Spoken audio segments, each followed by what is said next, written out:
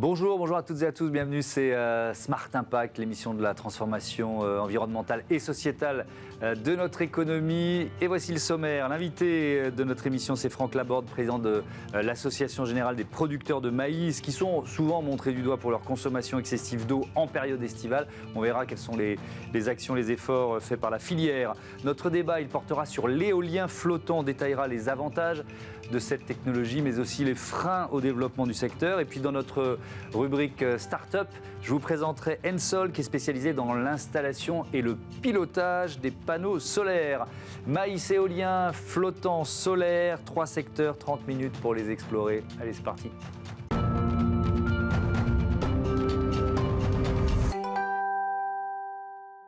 L'invité de Smart Impact, c'est Franck Laborde. Bonjour. Bonjour. Bienvenue, vous êtes le président de l'Association Générale des Producteurs de Maïs et également président de la Confédération Européenne de la production de maïs, et vous êtes vous-même producteur basé dans les Pyrénées-Atlantiques. Ça représente combien de professionnels en France, l'Association Générale des Producteurs de Maïs? Alors, le nombre exact de producteurs de maïs est autour de 150 000 producteurs, oui. Et à peu près 1 sur 2 adhèrent à notre association. Oui, d'accord. Et la filière, elle se porte comment? Question très générale. Alors, la filière se porte un peu comme toutes les filières agricoles, vous savez, et d'ailleurs les agriculteurs ont fait savoir récemment qu'ils ne se portaient pas aussi bien qu'ils le voudraient. Néanmoins, le maïs est une plante qui compte. C'est la 2e céréale cultivée en France en termes de surface. C'est une plante qui a beaucoup de débouchés. Et nous entrevoyons, notamment en lien avec le changement climatique, des perspectives pour la plante maïs. Oui, alors on va les évoquer. Ces perspectives, il y a beaucoup d'enjeux. On va évidemment parler des enjeux autour de l'eau, de la consommation d'eau. Mais il y a aussi un enjeu de souveraineté. Aujourd'hui, l'Europe, elle importe, je crois, un quart de ses besoins en maïs de l'étranger, c'est ça? Vous avez le bon chiffre. Ouais. Effectivement, l'Europe, qui était autosuffisante en maïs il y a une vingtaine d'années, importe aujourd'hui un quart de ses productions. Elle importe un quart de ses productions de 2 pays essentiellement, le Brésil et l'Ukraine.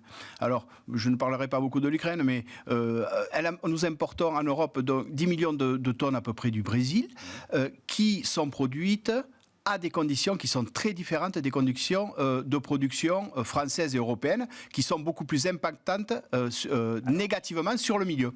Oui, alors effectivement, c'est une question centrale. C'est-à-dire qu'il y a des produits qui sont interdits en France et en Europe et qui ne le sont pas au Brésil, par exemple. Alors, c'est ça? Nous avons documenté une étude à la GPM concernant effectivement les produits phytosanitaires. Qu'est-ce qu'est un produit phytosanitaire? C'est un produit que les agriculteurs utilisent pour protéger leurs plantes des maladies et des ravageurs. Tout comme on se protège, nous, les humains. Et nous avons donc documenté les moyens mis à disposition des agriculteurs producteurs de maïs brésiliens et les moyens dont nous disposons. Et il s'avère, nous savions que nous subissions des distorsions de concurrence très fortes. Il s'avère que 78%, écoutez-moi bien, 78% des produits phytosanitaires utilisés au Brésil pour produire du maïs exporté vers l'Europe sont interdits en France. 78%. Donc, vous attendez quoi de l'Europe? Alors, un constat comme celui-là, on est à quelques jours des élections européennes. Nous attendons 2 choses de l'Europe. La première, c'est que l'Europe ait une vraie ambition agricole. Et pourquoi?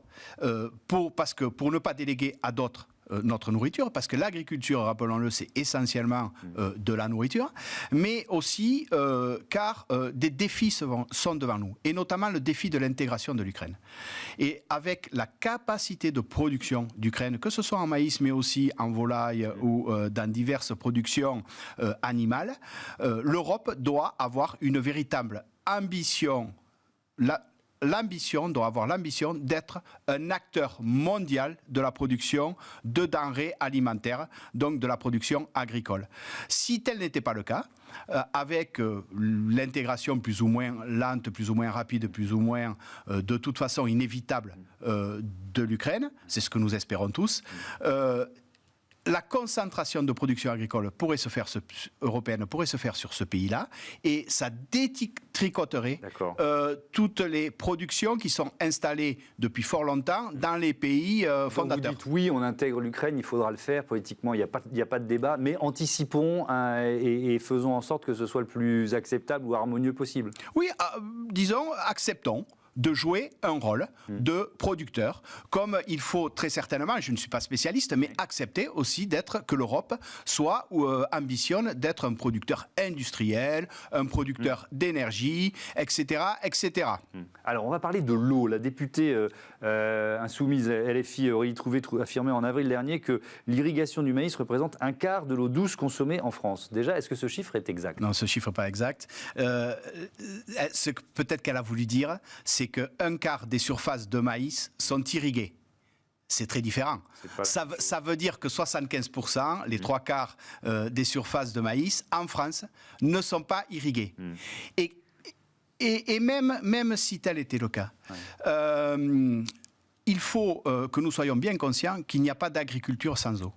Et que dans notre pays, l'eau de pluie est mal répartie et qu'il faut la stocker. Il faut la stocker pour tous les usages. Pour des usages, bien évidemment, prioritairement de consommation humaine, mais aussi pour tous les usages liés à l'économie et à la biodiversité. Mais pourquoi le maïs est souvent critiqué ou cité pour sa consommation en eau? Est-ce que c'est une plante qui consomme plus d'eau que les autres? Alors, le maïs, comme le soja, comme le tournesol, comme le sorgho, a besoin d'eau en été, lorsqu'il pleut le moins. Donc c'est une période critique, donc les regards sont tournés vers les agriculteurs qui irriguent et qui arrosent à ce moment-là. Donc c'est très certainement la raison pour laquelle un amalgame est fait entre les besoins en eau du maïs sur l'ensemble de son cycle et les besoins ponctuels lorsqu'il ne pleut pas trop, en juillet et en août. Oui, mais la difficulté, c'est qu'on se dirige vers des étés de plus en plus secs, avec donc un stress hydrique important, et donc cette question de la répartition de la ressource en eau qui sera de plus en plus problématique. Vous voyez ce que je veux dire? C'est un vrai sujet. Alors, je n'emploie pas le mot problématique à dessein. C'est un vrai sujet. Le sujet de la répartition de la pluviométrie, du partage de l'eau, et surtout du stockage de l'eau, lorsque la pluviométrie est abondante, et nous le constatons partout en France, y compris dans le bassin méditerranéen, depuis le 15 octobre, un peu plus récemment sur le bassin méditerranéen, il pleut en France, il pleut parfois beaucoup, il pleut parfois trop, et lorsqu'il pleut beaucoup ou lorsqu'il pleut trop, ce que nous disons, ce que la grande partie de la profession agricole dit, c'est qu'il faut récupérer cette eau qui est en excédent de façon à pouvoir et qui finit toujours son ruissellement vers la mer ou vers l'océan et est impropre à toute utilisation. Il faut en récupérer une partie. D'accord. Alors j'ai des questions de béotiens, parce que ça c'est vraiment ce que je vois tous les étés. Est-ce que c'est logique d'arroser en pleine chaleur, au moment de la journée où il fait le plus chaud? Alors, nous avons caractérisé la perte par évaporation. Et la perte maximale par évaporation lors d'une irrigation, lorsqu'il fait très chaud, plus de 35 degrés, et lorsqu'il fait du vent sensiblement, c'est-à-dire plus de 30 km/h, la perte maximale par évaporation est de 5%. Mais cette eau-là n'est pas perdue, puisque le cycle de l'eau est perpétuel. C'est de l'eau qui est stockée, qui est épandue sur les parcelles et qui retourne directement au milieu. Pas dans la nappe, pas dans la rivière, mais dans l'atmosphère, et qui retombe sous forme de précipitation plus loin à un moment donné. Ok, donc vous ne faites pas n'importe quoi, on l'a bien compris. La chasse aux fuites aussi, ça, tiens. Alors ça ne concerne pas que les agriculteurs, mais ça concerne beaucoup les agriculteurs. Est-ce qu'il y a une prise de conscience, elle date de quand, et puis surtout, qu'est-ce que vous faites? Alors, bien évidemment qu'il y a une prise de conscience que la chasse aux fuites, il faut la faire. Nous la faisons, hein, nous avons des réseaux d'irrigation. C'est récente cette prise de conscience. Concernant l'eau agricole, avec les faibles marges des productions agricoles, c'est une nécessité économique, notamment. Alors, ça devient aussi une nécessité environnementale, et c'est de plus en plus conscient chez les agriculteurs, mais tout ce qui est optimisation de l'eau, chasse aux fuites, mais il n'y a pas que ça, amener l'eau au bon moment, en bonne quantité sur les cultures. Ces sujets-là sont des sujets qui nous préoccupent et que nous faisons caractériser par la science, le besoin en eau des plantes, le moment d'apporter l'eau, l'efficience. Et bien sûr, nous déployons ensuite, notamment grâce à l'intelligence artificielle, ces données pour apporter la juste eau au bon moment. Parce que l'agriculteur, il n'apporte pas de l'eau pour le plaisir, et il n'a pas la capacité économique, puisque l'eau a un coût, il y a des taxes sur le prélèvement d'eau, et puis l'énergie nécessaire à l'irrigation a un coût. Donc l'agriculteur n'a aucun intérêt à apporter trop d'eau d'irrigation, parce que ça dégrade complètement sa marge. Merci beaucoup Franck Laborde, c'est très clair. À bientôt sur Bismart. On passe à notre débat, l'éolien flottant au programme. Retrouvez le débat de Smart Impact avec Veolia.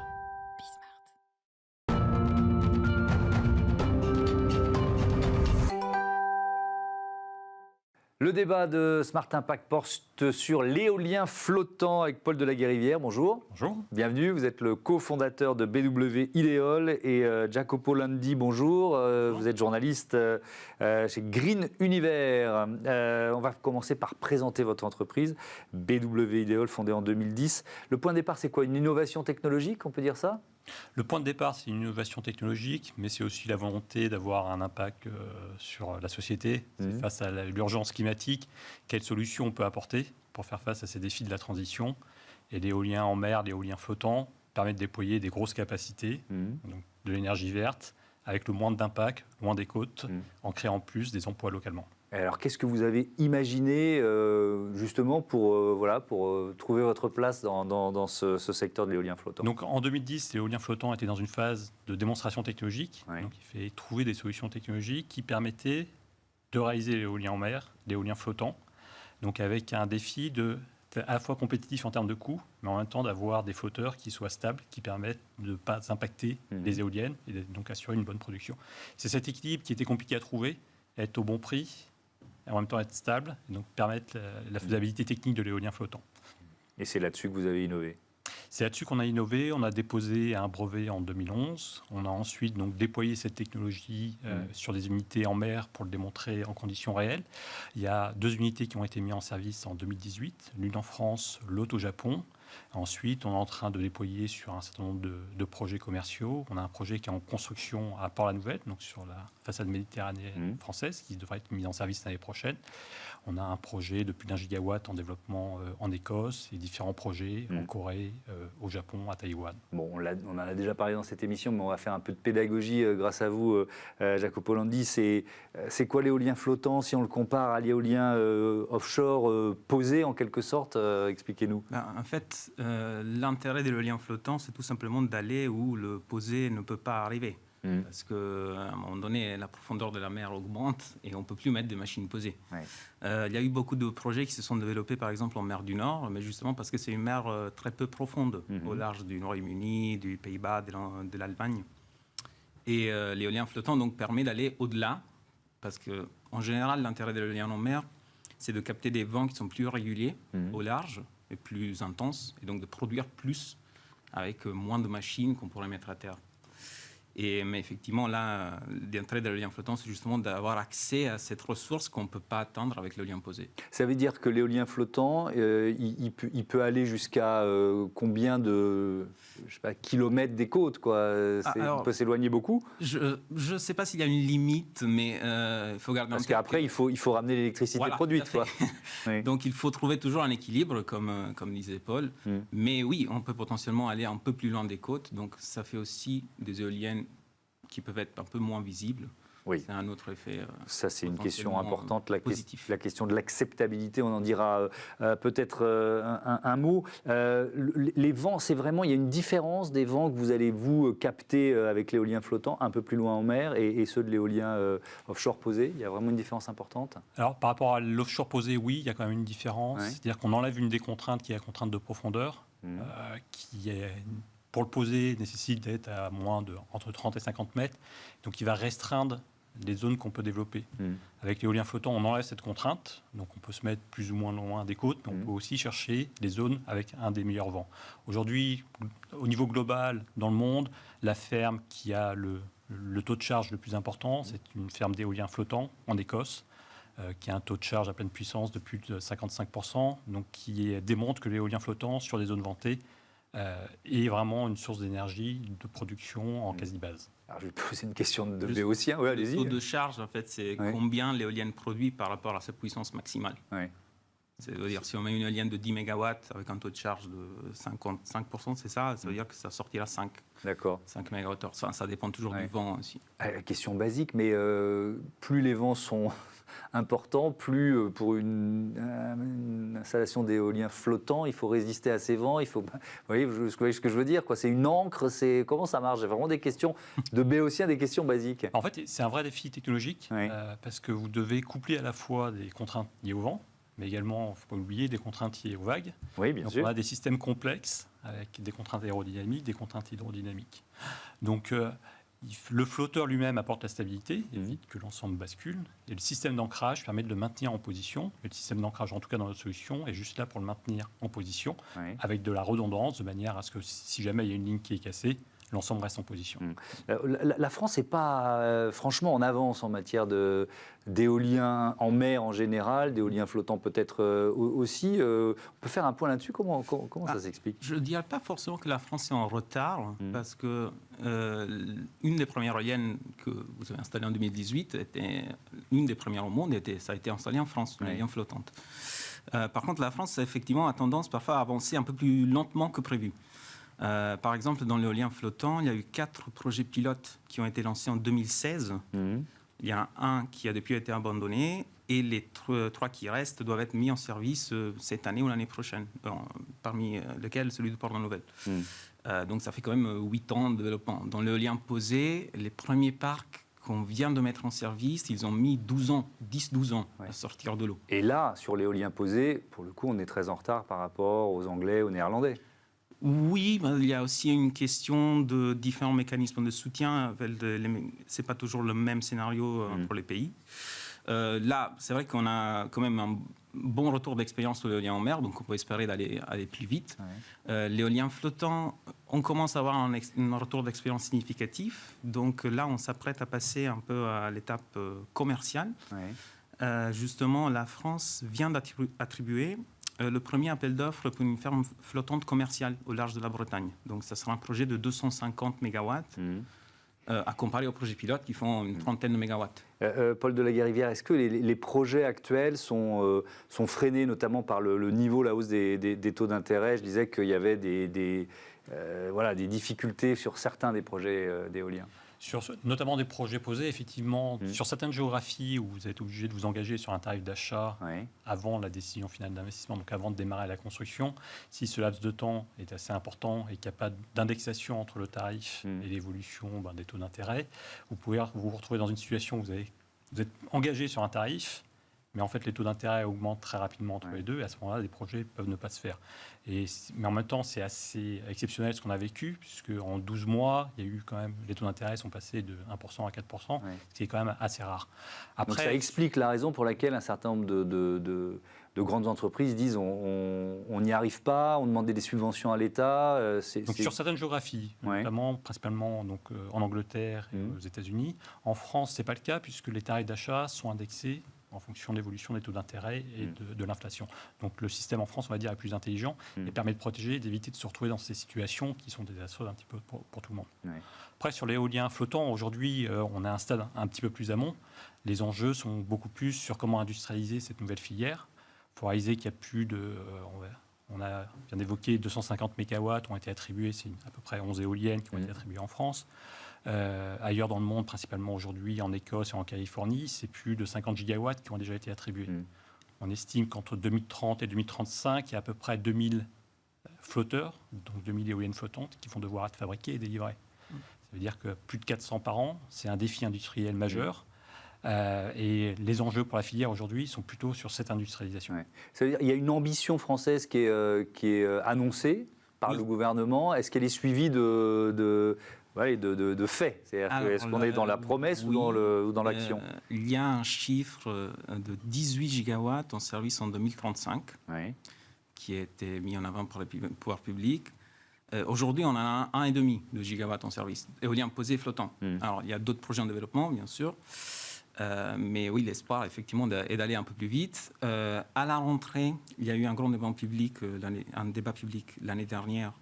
Et à la rentrée, il va y avoir une cartographie qui doit être arrêtée pour savoir justement où placer les prochains parcs éoliens. ont vu de lancer un grand appel d'offres ou une série d'appels d'offres et attribuer 10 gigawatts, ce qui devrait permettre de tenir le délai. Mais c'est vrai qu'il faut aller quand même assez vite, parce que si on pense qu'on peut mettre en service un parc en 7 ou 8 ans, ça veut dire qu'il faut l'attribuer dans les 2-3 prochaines années pour tenir 2035, avec tous les défis industriels qu'il faut résoudre en parallèle. Est-ce qu'il faut changer les règles des appels d'offres? Est-ce qu'il y a là un frein au développement du secteur pour vous? Alors, il y a différents freins. Il y a des freins plutôt sur la phase d'évaluation des permis, le temps qu'il faut effectivement pour développer. Sur la phase d'appel d'offres en elle-même, on a des procédures qui se déroulent généralement assez vite. Il peut y avoir quelques exceptions, mais c'est plutôt après tout le temps derrière pour pouvoir développer les projets. En France, c'est notamment à cause des recours ou le temps pour délivrer les permis. Sur d'autres géographies comme le Royaume-Uni, aujourd'hui, l'enjeu, c'est sur le déploiement du réseau, donc la connexion au réseau. C'est ça qui retarde les projets.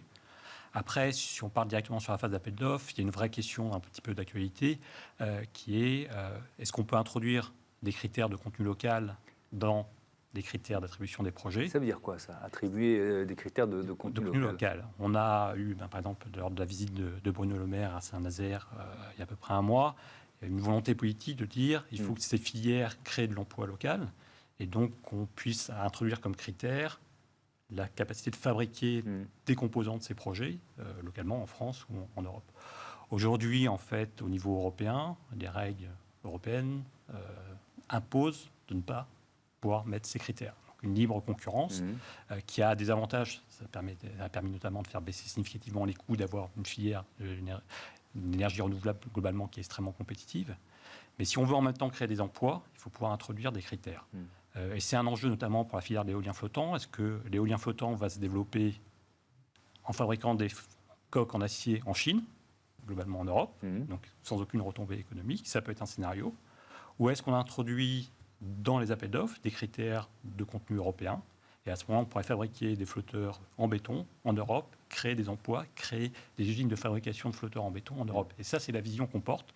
On porte cette vision qu'on peut être à la fois compétitif, mais en même temps créer une vraie filière et produire en Europe. C'est un enjeu de la prochaine mandature au Parlement européen, si je vous entends bien. Un mot de l'acceptabilité pour terminer, Jacopo Landi. Est-ce que c'est toujours un... Parce que voilà, c'est le syndrome NIMBY, not in my backyard, on veut bien des énergies renouvelables, mais si on vous en propose à côté de chez vous, d'un seul coup, c'est moins sympa. C'est toujours un enjeu fort, ça? Oui. Ou un frein fort au projet? Oui, c'est toujours présent et je ne sais pas si ça va disparaître. En fait, l'enjeu du débat public, c'était effectivement d'associer le plus de personnes possible dans la décision d'où mettre le nouveau parc, mais on voit déjà des associations s'insurger, notamment contre le parc flottant en Bretagne. Donc oui, après... Il y a aussi beaucoup d'études, c'est un peu paradoxal, mais qui ont lieu parce qu'on va implanter un parc éolien. Donc, il faut étudier s'il y a des oiseaux qui passent par là ou des choses comme ça que peut-être on n'avait pas étudié avant. Maintenant, on va mettre un parc, on va étudier ça. Donc, il y a aussi cet effet un petit peu, mais oui, l'acceptabilité, pas seulement que pour l'éolien en mer, c'est un gros sujet des énergies renouvelables, parce que c'est des énergies très peu denses, en fait. Il faut beaucoup de place pour faire beaucoup d'énergie. Merci beaucoup, merci à tous les deux et à bientôt sur Bismart. On passe à notre rubrique Startup tout de suite.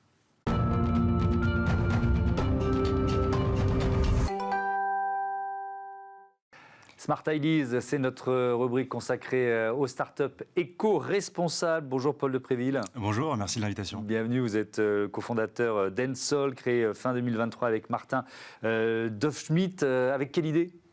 Quelle idée? Ensol pour énergie solaire. En fait, notre mission, c'est de simplifier et accélérer le passage à l'énergie solaire pour les foyers français. Avec Martin Doffschmidt, mon cofondateur, on sait que la transition énergétique, c'est l'enjeu de la décennie. Et les foyers résidentiels, le résidentiel, c'est un enjeu majeur. Ils ont un rôle à jouer dans cette transition. C'est un quart de la consommation énergétique en France. C'est le plus gros gisement de photovoltaïque en France. Et alors que le solaire, c'est génial, ça permet de décarboner en fait son électricité, de faire de sacrées économies. Il y a environ un Français sur deux qui a peur de passer le pas, qui a peur des arnaques. Il y a beaucoup beaucoup de freins à passer au solaire et on s'est dit qu'on allait réinventer totalement l'expérience. Alors, comment vous réinventez l'expérience? Quel service proposez-vous? Tout à fait. Aujourd'hui, on fait deux choses. Alors déjà, on installe des panneaux solaires et des batteries chez des particuliers. Demain, on va installer aussi des bornes de recharge pour véhicules électriques et aussi des pompes à chaleur. En fait, on va électrifier un foyer. Et donc, on fait tout de A à Z, du dimensionnement à la pose. Et à côté de ça, on va accompagner chacun de nos clients sur 30 ans avec une app de pilotage. Et l'objectif, c'est de maximiser les économies d'énergie d'un particulier. Parce qu'il faut savoir piloter son installation, c'est ce que je comprends. Ouais. En fait, le premier problème qu'on a en France, c'est comment on passe au solaire. C'est déjà un problème. Ouais. Ensuite, une fois qu'on passe au solaire, on va voir un peu comme les pays nordiques ou en Allemagne.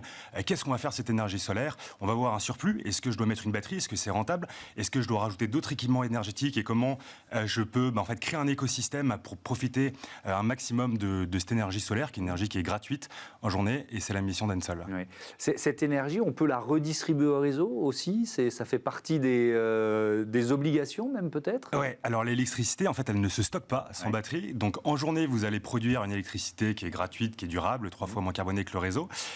Donc tout ce que vous consommez, c'est gratuit.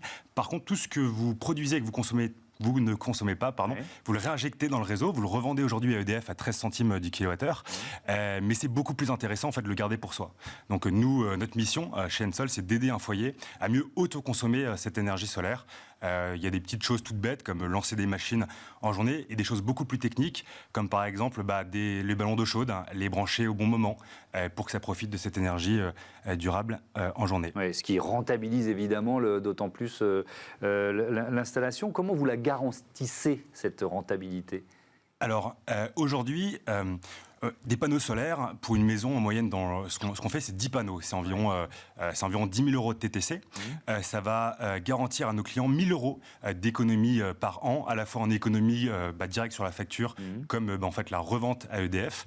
Et c'est ce qu'on observe tous les jours chez nos clients. Et notre mission, c'est de les aider à faire encore mieux avec cette énergie solaire. Donc, potentiel taux de rentabilité en 10 ans, si je vous entends bien. Exactement. Et c'est un peu moins. C'est plutôt 8 ans en région PACA. Et plus on monte en nord de France, et ça va être un peu plus long. Vos panneaux solaires, ils viennent de Chine, forcément? Il n'y a pas d'autre option aujourd'hui? Alors, on travaille avec une marque française qui s'appelle Dualsun, qui est à Marseille. En Europe, aujourd'hui, on a peu d'industrie photovoltaïque développée. On est un peu à poil comparé à la Chine ou aux États-Unis. Et à la fois, on veut faire une transition énergétique, donc on a besoin de panneaux performants pas chers. Et en même temps, on veut réindustrialiser. Et donc, c'est un paradoxe qui est compliqué aujourd'hui, mais qui va être l'enjeu des prochaines années. Oui, effectivement. Alors qu'il y avait des entreprises françaises ou européennes qui existaient, mais qui effectivement ont pris, pardon de la trivialité, ont pris cher face aux concurrentes chinoises. Tiens, j'ai une question de clients potentiels. Le casse-tête administratif, c'est compliqué, vous accompagnez, comment ça se passe? En effet, en France, on est les seuls à avoir un casse-tête administratif qui est très long, qui partent des demandes de permis au consuel, à Enedis, pas mal de choses qui n'existent pas dans des pays européens. Nous, chez Ensol, on se bat pour deux choses. Notre mission, c'est d'accompagner des clients, mais on sait qu'on gagnerait à simplifier les démarches pour passer au solaire, comme aussi à baisser la TVA sur les installations photovoltaïques. Ce qui se passe, par exemple, en Allemagne ou en Suisse, aux Pays-Bas. C'est ce qui se passe et ce qui permet d'accélérer ce passage à l'énergie solaire. Merci beaucoup Paul de Préville et à bientôt sur Bismart. Voilà, merci beaucoup. C'est la fin de ce numéro de Smart Impact. Merci à toutes et à tous de votre fidélité à la chaîne des audacieuses et les audacieux. Salut!